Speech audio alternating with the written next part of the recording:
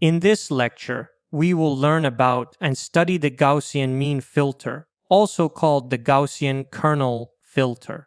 This is the second denoiser we are covering in this section. The first denoiser was the moving average filter, and the purpose remains the same to remove noise from a signal.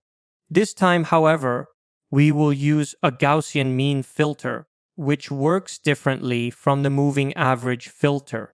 The moving average filter was simple. It took the average of points in the signal to reduce noise. The Gaussian mean filter requires us to first generate the filter according to the Gaussian equation. From the Gaussian distribution in statistics or in probability courses, you may know that this is a widely used distribution with many applications. There are a few important parameters in the Gaussian distribution, and when we use Gaussian to generate a Gaussian filter, we must account for these parameters. The most important parameter here is FWHM, which stands for full width at half maximum.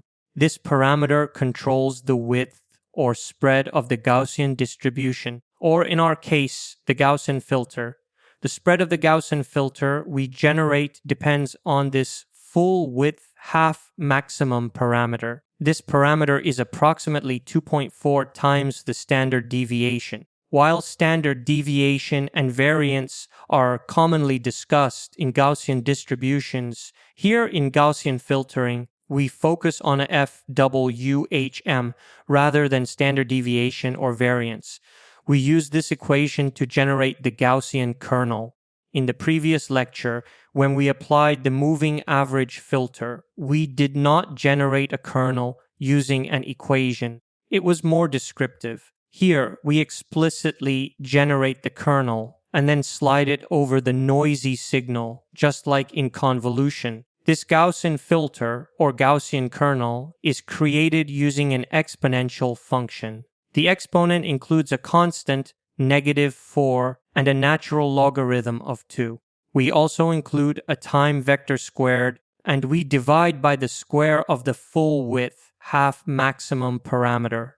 Using this equation, we generate the Gaussian filter. You can see that it is smooth from the start to the end, which is exactly what we need to remove noise from the noisy signal. The concept of full width half maximum is also important. If you focus on the name, full width half maximum describes the width of the filter at half of its maximum value.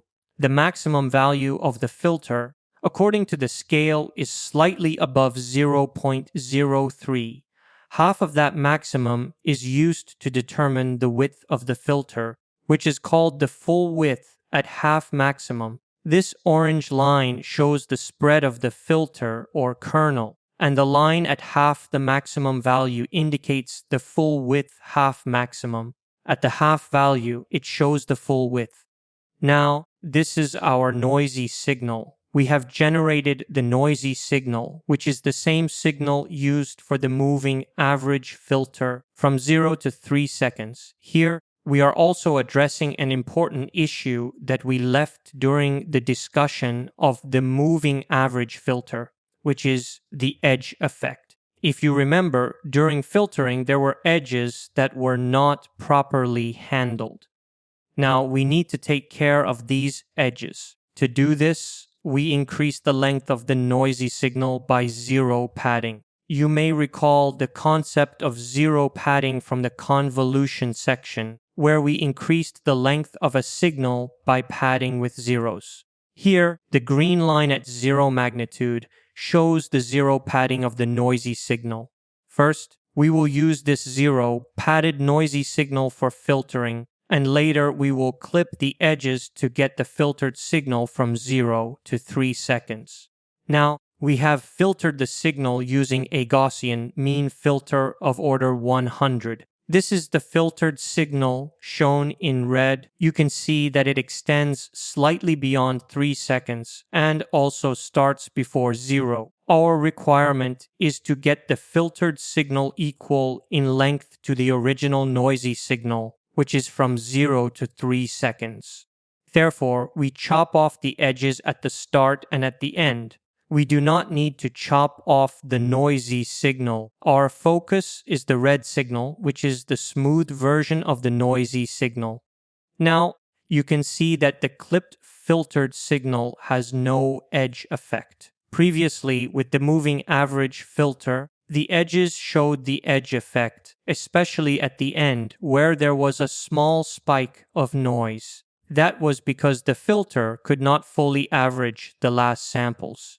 Now, we have addressed this issue by first increasing the length of the noisy signal with zero padding, and then applying the filter. The filtered signal initially had the length of the zero padded signal, but after chopping the edges, it matches the original length from 0 to 3 seconds. Using the Gaussian mean filter of order 100, we have successfully filtered the noisy signal without edge effects. In this lecture, we discussed a very important filter, the Gaussian mean filter. This filter is generated according to parameters derived from the Gaussian distribution, and it has a perfectly smooth shape. The key parameter is the full width at half maximum, which defines the width of the kernel at half of its maximum value. We applied this filter to the noisy signal after zero padding to address edge effects.